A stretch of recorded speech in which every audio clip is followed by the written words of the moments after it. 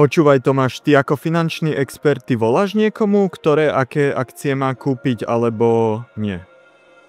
Rozhodne nevolám, pretože netuším, na základe čoho by som tomu človeku odporúčil, že si má kúpiť konkrétne tú alebo onú akciu, kým nepoznám jeho situáciu komplexne. Ale áno, stretávam sa s tým a štandardne sa jedná o to, že sú to nejaké naučené call scripty. Rozumiete tomu, že táto firma urobila za posledný kvartál tržby a 41%. A 41% ich zvýšila. A teraz táto firma bude na americkej burze klesať alebo bude stúpať?